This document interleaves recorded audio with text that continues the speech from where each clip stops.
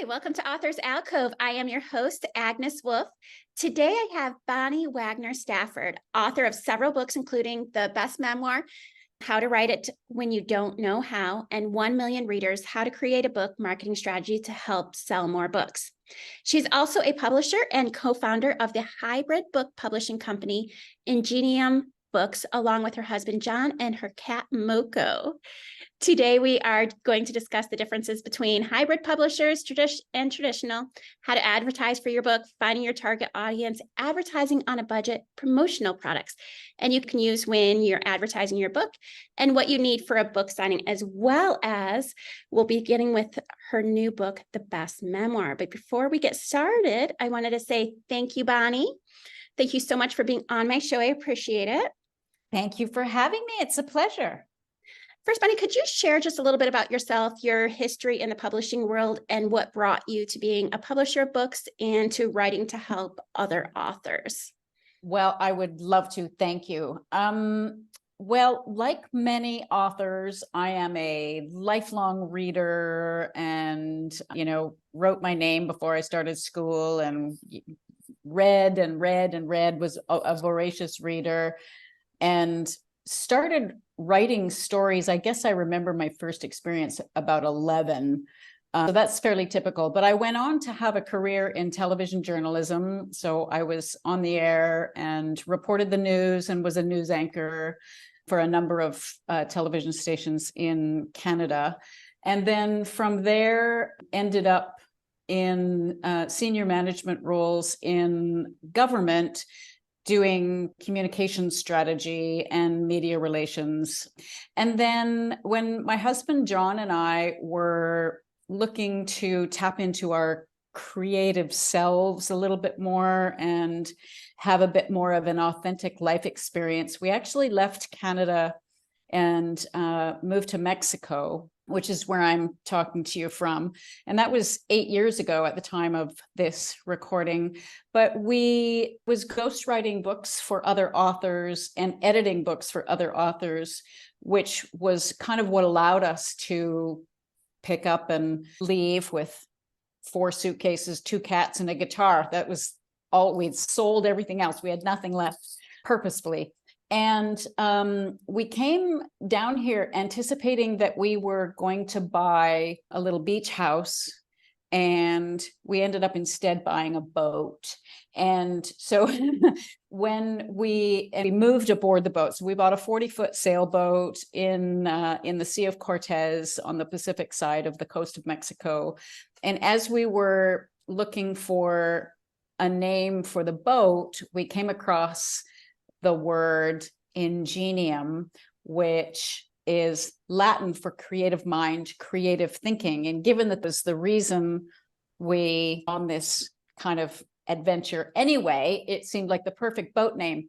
And then my ghostwriting and editing evolved. We kept seeing the authors that I had worked with become frustrated in one way, shape, or form with their experience, either as self-publishing or with their publishing experience. And so we kept adding more things other than just ghostwriting and editing. And when we were looking for a name for our new publishing company, it just had to be Ingenium Books. So it started with our boat, and then it became Ingenium Books. And that was 7 years ago, and we haven't looked back. We've had a couple of Wall Street Journal bestsellers and some fantastic books. And so that's kind of it in a nutshell, boiled right down. Nice. So I wanted to first talk about, before we get into the whole publishing aspect, I wanted to first talk about your book, The Best Memoir, How to Write It When You Don't Know How. I actually interview many people who have written memoirs for my other podcast. It's called Strength, Love, and Healing. But memoirs seem an excellent place to share their stories, find healing, and lead others to recovery. Could you just share a little bit of what inspired you to write this book? Yes. At Ingenium Books, we do an awful lot of author coaching. So we are not the same as many other publishers where you have to have a manuscript that's done. So we can start working with an author when they have an idea and a passion and need guidance. So a big chunk of the work that we do is that author coaching piece. And I noticed that I was taking authors through the same series of steps and the same thinking process. And it was like, oh, this is something that could help more people and not just have them have to come in and, sign with us and one-on-one. So that's really how the idea for the book came about. And like you, I really do believe that writing our own story can be very cathartic. You can't really write it until you've done a particular amount of healing. You write it very well when you're still if the story is about trauma. Not all memoirs, include trauma or traumatic events. But what every memoir is told through our memories. So this is one of the places where I start in the best memoir, is helping distinguish between the capital T truth, actual black and white truth that nobody would argue with ever, the sky is blue kind of thing, versus the perspective that we all bring, the filters that we all have when we look back at the past, and recognizing and understanding and embracing the difference. So where I start in the best memoir, and that's how it got started, was looking at that whole process that I took author after author after author through as they worked to develop their memoir. What were some of those processes that you found were consistently coming up? So the truth was one. One that comes up an awful lot is the question, how am I going to manage the relationships with my family, friends, whoever it is that is a featured part of the story? And so, every scenario, every memoir, every human being has a different web of relationships in their lives. And there are some of those relationships that we do want to protect. And, we have very, very deep bonds with people who have also hurt us deeply. And so it's important to be able to find a way to honor and be honest about those kinds of people and the role that they played in the memoir we're writing, without torpedoing them and blowing them out of the water and never speaking with one another again. That's obviously not what we want.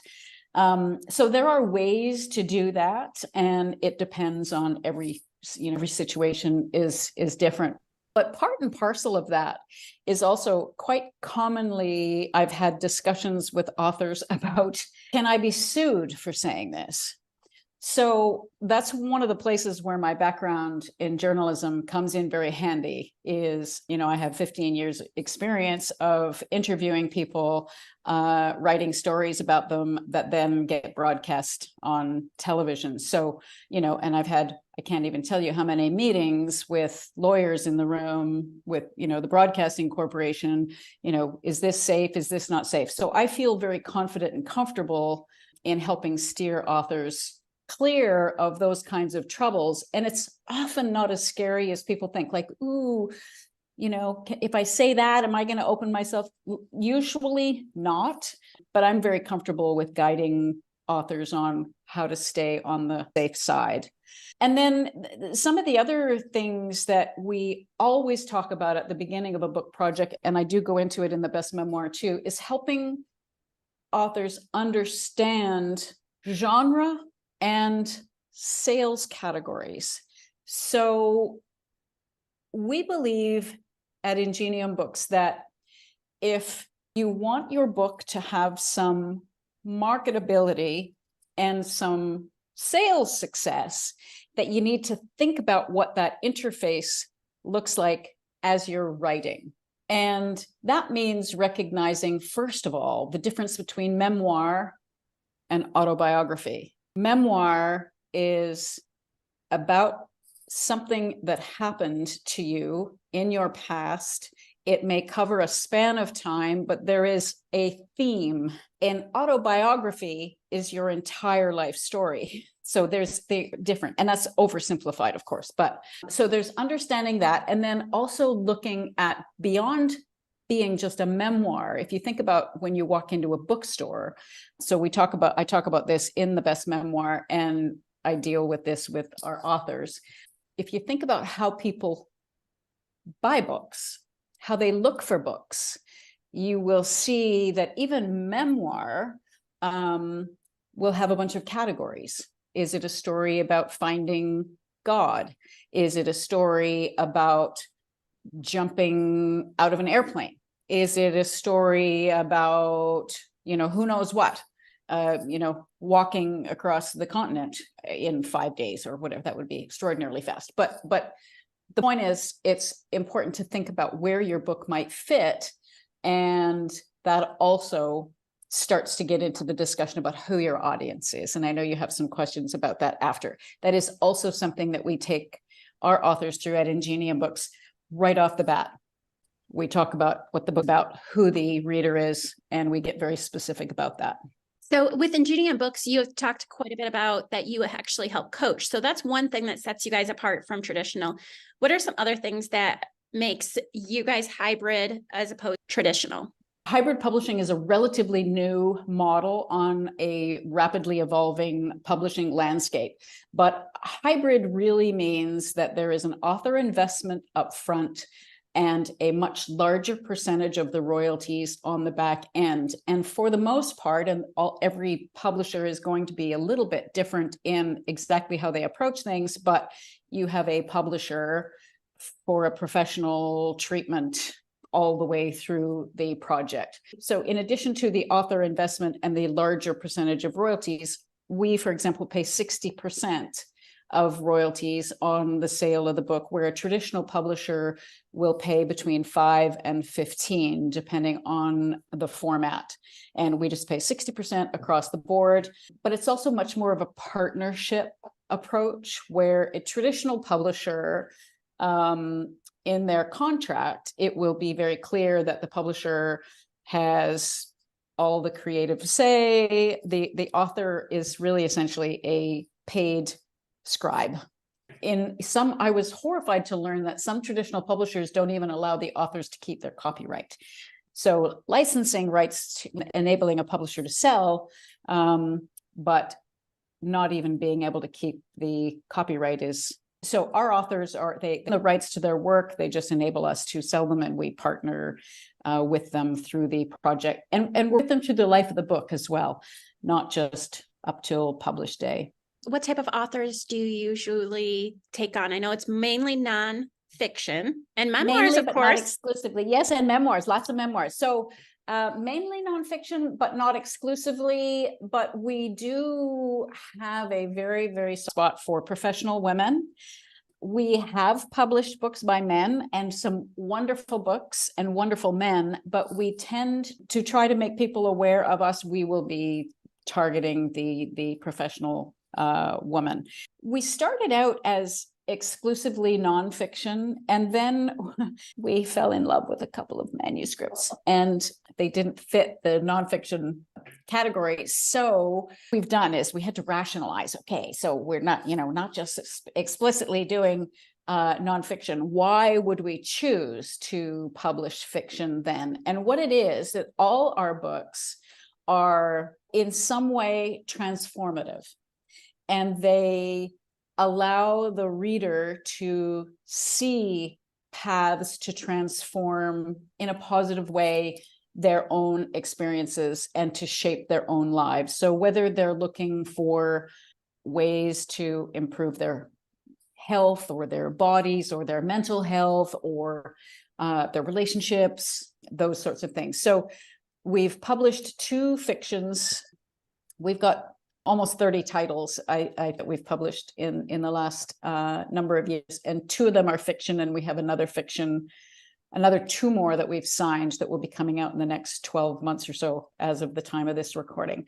And they both, the ones that we've published, they both have that transformational message. So one is written by a professional woman, and the other one is written by a professional man. So there you go. So you're not exclusive. You guys definitely have a vision in sight. Yes, exactly.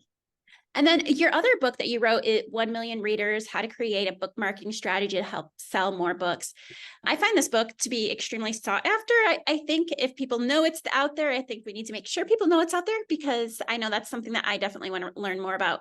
But I know many of us authors go into writing a book because of our passion of storytelling, or because we have a message to share. Mhm. And we think that writing is going to be the hard part. But even if we go the traditional route, we are going to have to market our book. So this book is about creating a book marketing strategy. So you mentioned one of the critical things is to make the right book for the right audience. How do Yes. we know who our target audience is, and how can we narrow that down? That is an excellent question. And the place we start from, it's such a fun process. I just love taking our authors through this process.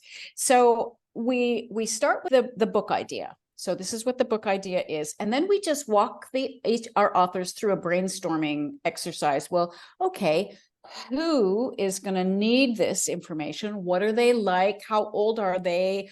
What's their educational background? Do they have to have a particular income level? Do they not? Where exactly do they live? Those kinds of things. So we do a whole brainstorming exercise about that. And what we always hear, like 100% of the time, is, oh, no, I want my book to be available and relevant to more people. And so we always get the resistance when we try to help them see that the narrowest, most defined audience possible is where we want to be. And it is counterintuitive. I get it. But the more specific you can target your audience, the more people are going to find your book. And here's why. Imagine you are walking into a bookstore. And in fact, a bookstore isn't going to work because bookstores physically are very specifically targeted to the reader. Let's talk about an online. You're going online, you're looking at Amazon or whatever, and you're looking for a book to help you tie-dye shirts. And so you find a book that says, when you want to tie-dye shirts or in general do your laundry, this is the book for you. Well, I know how to do my laundry, so I don't waste my time reading about general doing laundry. I'm only looking for tie-dye. So I'm not, even though that book tells me that it's going to cover tie-dye, it's also telling me it's going to cover a bunch of things that I'm not looking for. So, but when you come to the book description that is, when you wear a size medium and you like cotton crew neck t-shirts and you want to tie-dye with the colors pink and lime green, and you're going, oh my goodness, that's exactly what I'm looking for. Not only are you going to gravitate to it, but you have ensured that the eyeballs of almost every single other person who is looking for exactly that is going to find it. I understand. And again, I've gone through this explanation. I can't tell you how many times. And it's like, I just don't get it. I just want, I think my book is available, it's applicable to this person and this person.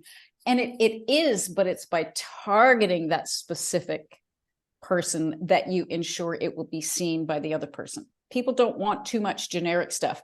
We recently saw this in action with a book that we published earlier this spring.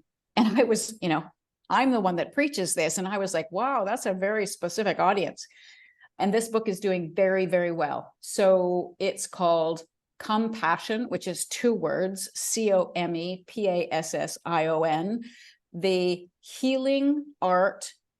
the soulful art of healing trauma. And ART is ART, which is an acronym for Applied Resolution Therapy.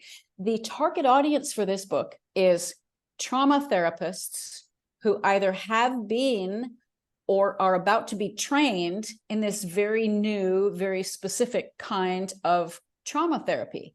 And I was like, wow, it's a very specific audience. That book is flying off the shelves.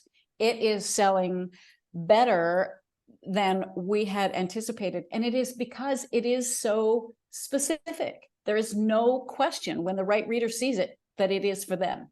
So that's what we're aiming for with a very specific reader identification. I think part of that too is when you find the perfect reader, they're going to not just like the book, they're going to love it. So they're going to share it, and they're going to reach the people that are just going to like it. Exactly. Exactly. And such a good point, because what you don't want is the reviews from the person who picked up a book that has the for tie-dyeing and general do your laundry. And they're looking for something specific, and they pick up the book and they're like, yeah, that wasn't for me. It had nothing to do with whether the book was well written, but it wasn't what they're looking for. So they give it a 1-star review. That's not what we want. Right. One of the things that you also had mentioned when you in your blurb about that book was that you talked about looking at books in that same genre or similar ones to it. What are things that we should be looking at and considering as we compare our book to similar books? Yeah, we call that a competitive analysis, which is just why say something in a short word when you can use 2 really long words? No, I'm kidding.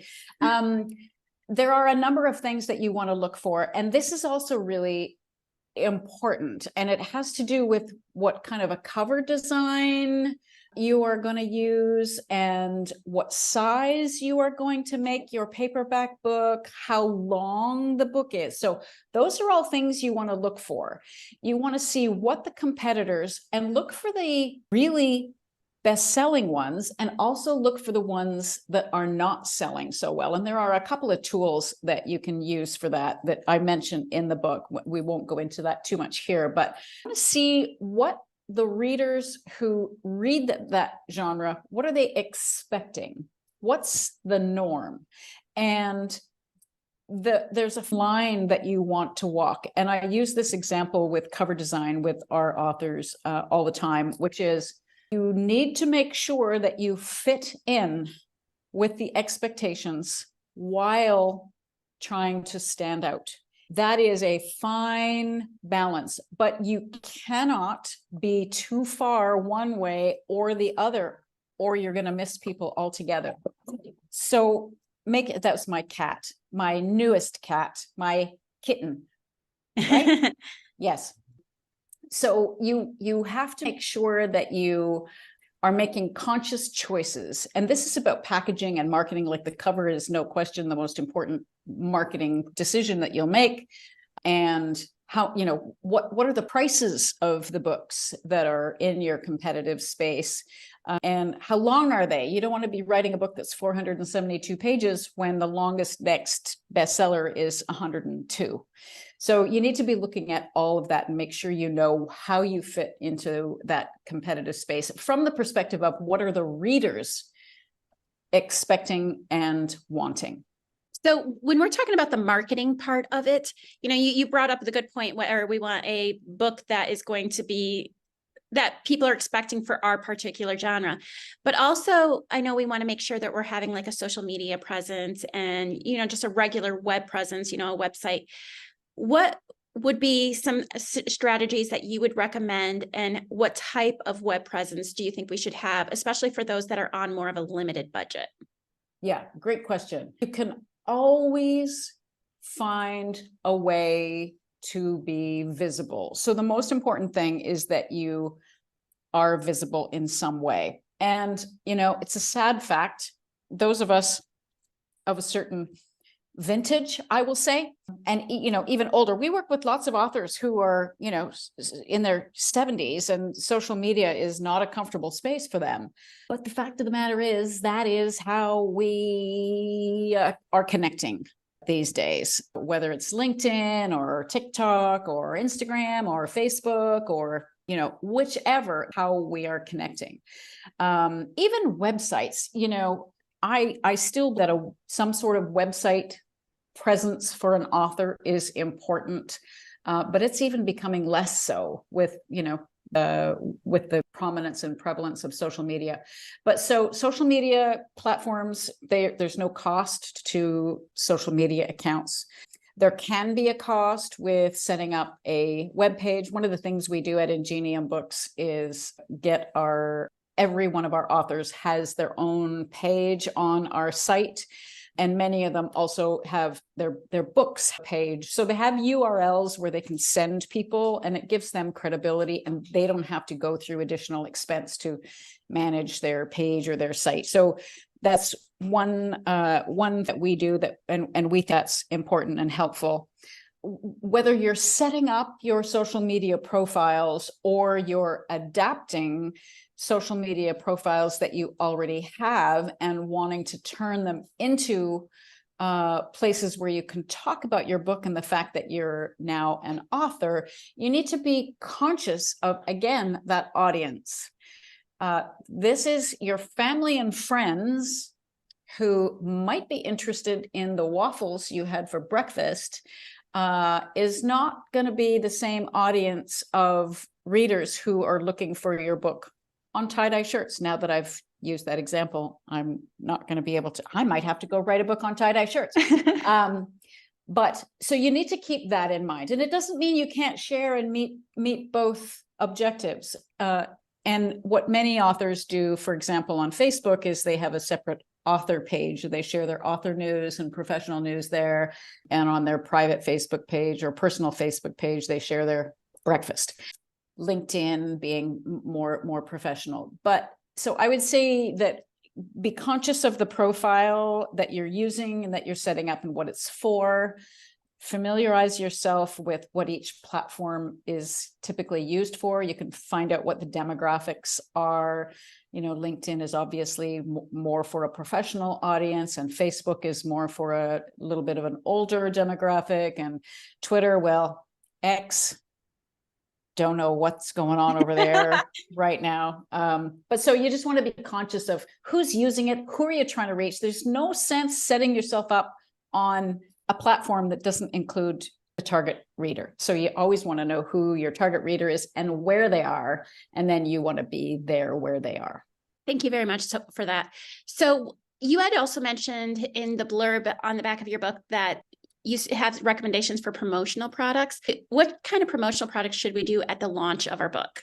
I wouldn't say the same thing necessarily for every author. Right. Because it is very specific to what kind of book and what kind of audience, but there are some common things. One of them is, and again, we at Ingenium Books, we provide some of these to our authors. If you're with a traditional publisher, you probably don't get these. And if you're a self-published or other indie, you probably have to create them on your own.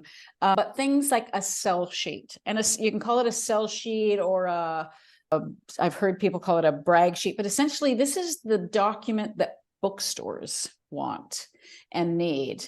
And it is from here, you're not speaking to your target reader, you are speaking to the bookstore owner, the person at the bookstore who makes the decisions about whether to bring them in.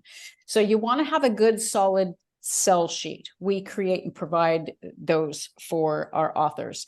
You may also want to have a speaker sheet. So if you want to do any kind of speaking, and this could encompass podcasts as well as in-person events or workshops, those kinds of things. And a speaker sheet, again, is targeting not necessarily your reader, but helping you make the connection with other people that can help you reach your reader. So it talks about what things you can talk about. Your speaker sheet will have obviously a professional photo of you. It'll include information about your book, the topics that you can speak about, and even what's really helpful is some suggested questions. So you don't have, you make it easy for people to allow you to speak in front of the audiences.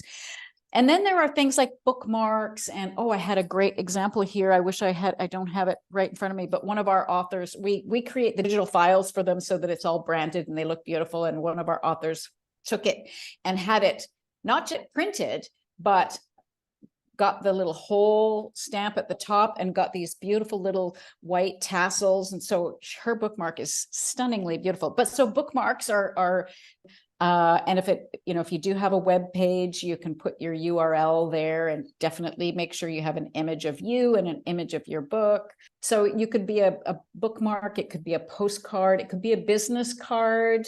size things. So those kinds of promotional products, I think that's what I talk about when I talk about promotional products. And we're talking about things that you can leave behind, things that you can carry with you in your purse or your pocket or leave in your car, so that when the topic comes up, because your job when you're an author is to make your book the topic or a topic of every conversation. So you always want to say, oh, I have just the thing here, take two. You keep one and you give one away. So you want to make it easy for yourself and for the people that you're trying to have talk about your book on your behalf to do just that. Another topic about the promotion is like book signings. What are some things that we should keep in mind when we sign up for book signings, and what should we have on hand? Those promotional products are fantastic to have on hand for a book signing, copies of your books. And it depends, some book signings are coordinated by a bookstore, and a bookstore will be responsible for bringing the books in, but that's not always the case. So make sure that you know what is happening with the physical copies, and if you're responsible, make sure that you leave yourself plenty of lead time to get them ordered and bring them in. So depending on how many and where they're coming from and what time of year, you want to make sure that you're not going to get caught out without having physical books.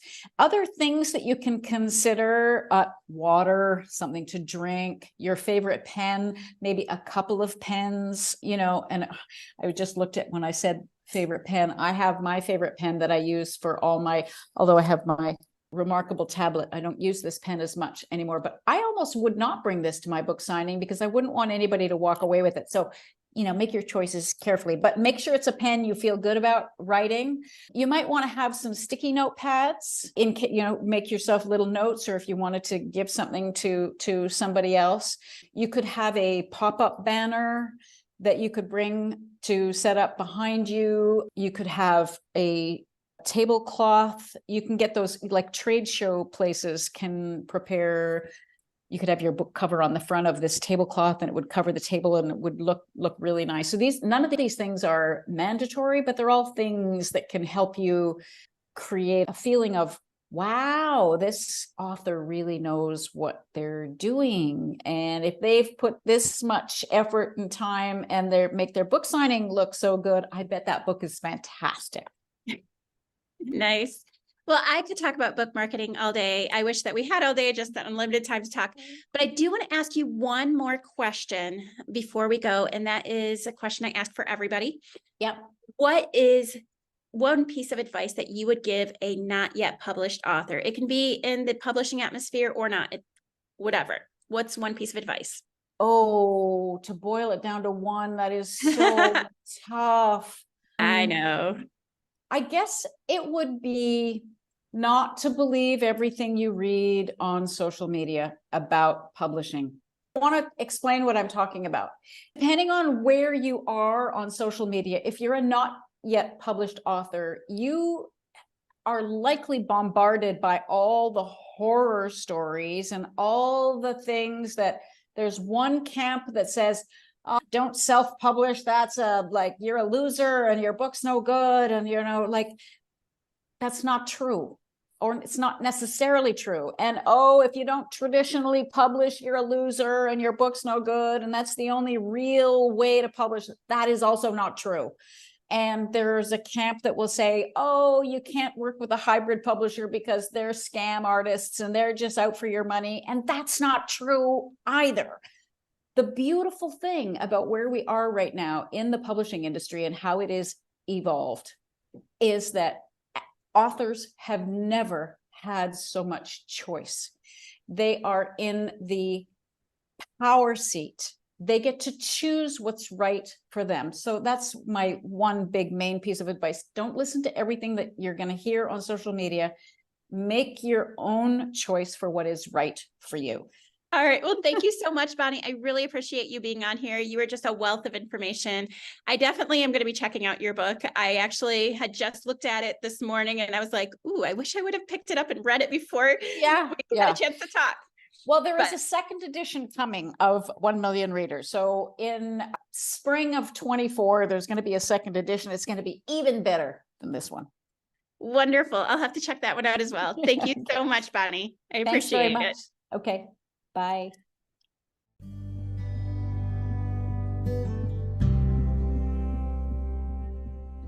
Thank you so much for listening to today's episode of Authors Alcove.